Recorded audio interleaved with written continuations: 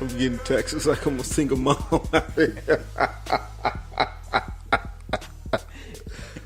I'm getting taxed.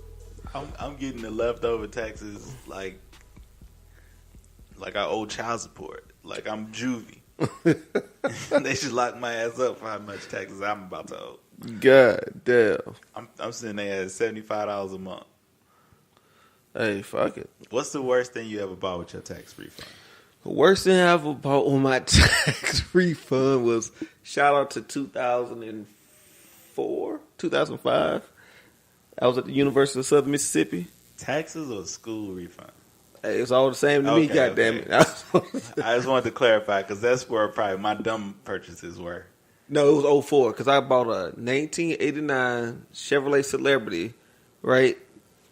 That bitch was 3 tones, 3 different colors. So brown. It was a champagne color for 3/4 or for 75% of the car. Then it was blue. Then the driver's side door was blue, and the front quarter panel was like another color, like a brownish color. That's the only colors they made that bitch in. Then, but what makes it that made it bad? But what made it so bad, the worst though, that motherfucker was infested with roaches. How a car get infested with My roaches? G, I swear to God, this right hand of God, strike me down if I'm lying. I went to Wendy's, right? I was standing in Elam Arms, that's the dorm I was saying, and they destroyed the bitch down. Standing that bitch, I put my bag on my seat, right, passenger side seat. So you know the bag warm and shit like that, lit steam. And you know where the food is at. You see when you pick up your bag, you see what the bag was to be lit moist, right? I go in the dorms. It was cloth. No, it was actual leather. Okay. I go in the dorm, come out, roaches all over that shit, bruh. I had to go get one of those Bengal foggers and fog my goddamn car. I was working at the gas station overnight. I fogged that shit while I was on the clock overnight. Man, I get in, I had to go to the car wash, take a vacuum, and get all the roaches out of there. I had roaches in my fucking vents, up under my seats, in the door check. That's disgusting. Hey, shit. Motherfucking celeb. How long that car last? You know my car nickname, though? That car name was? Taz.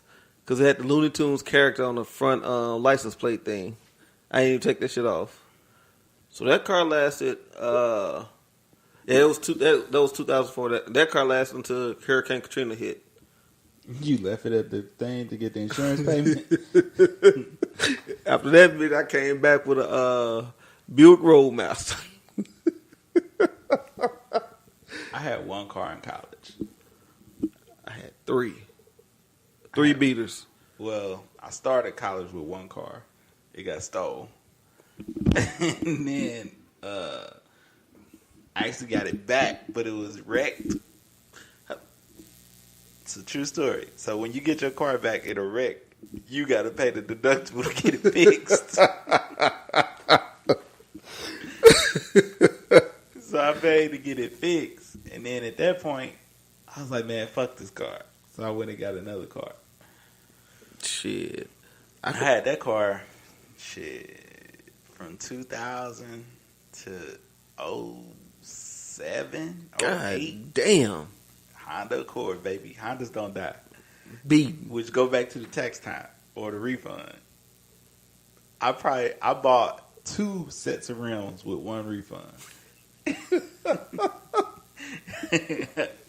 I bought some 3 stars, and then I bought some black rims. Like I felt like I was the first person with black rims, and some Beats. Okay. So, tax time ballers, we feel you. Do your thing, cause y'all got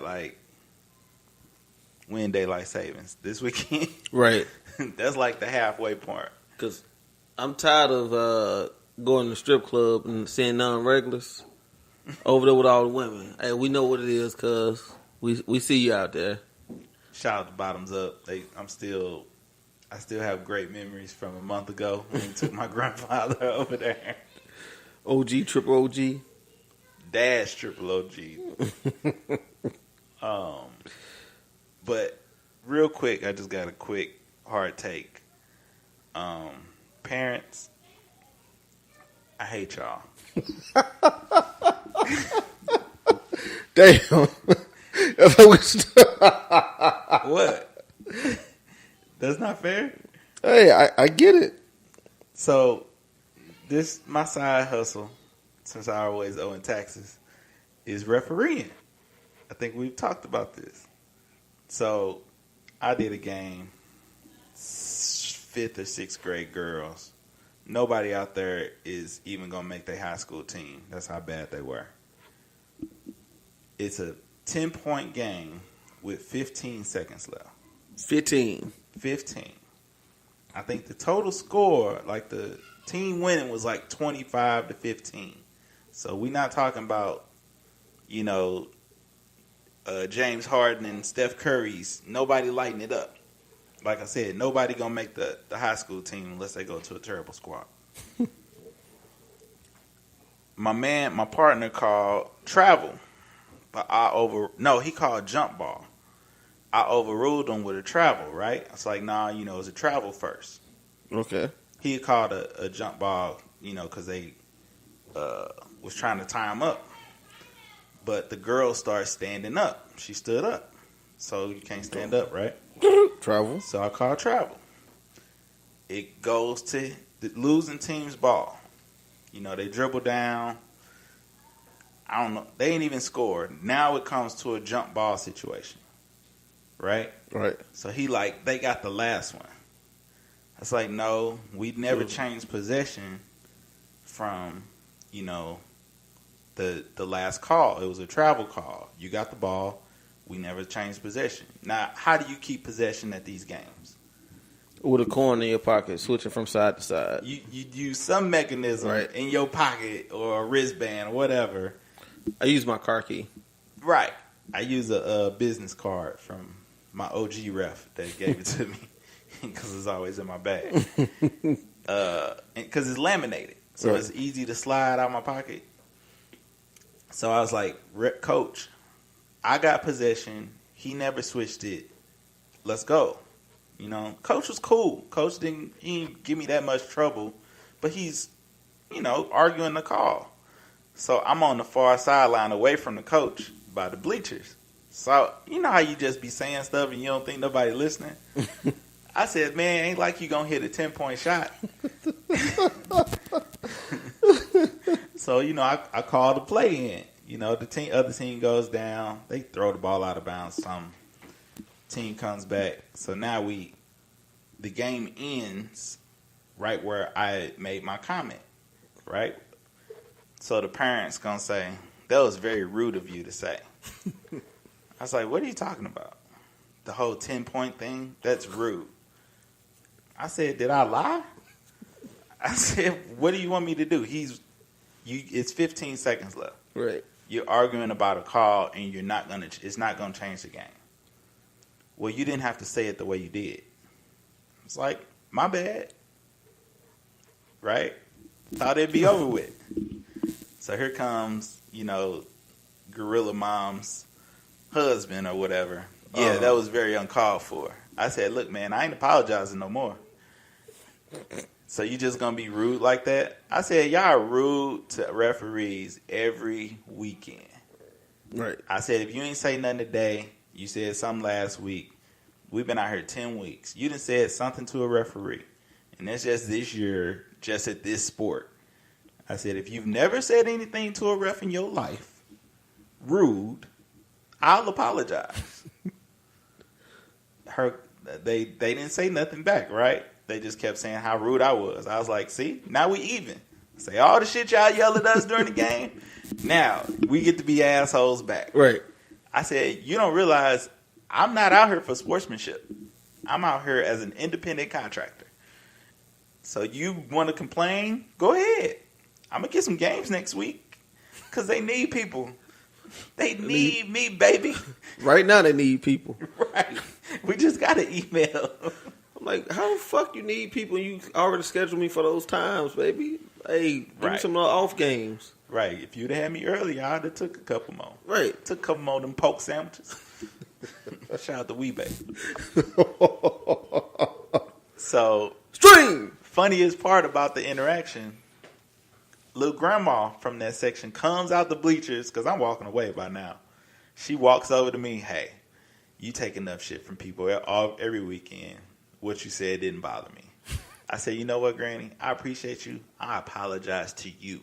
If I offended you, I'm truly sorry, and I'll make it up to your grandkid next time I see you. She said, you ain't got to. They suck. God damn. She was white? Yeah, she was white. Shout out to Blanche Devereaux. Blanche. Hey, it's crazy, man. Like, no matter what grade they are, they take it so fucking serious. A lot of times, you can look in the kids' eyes. You can look at how kids play.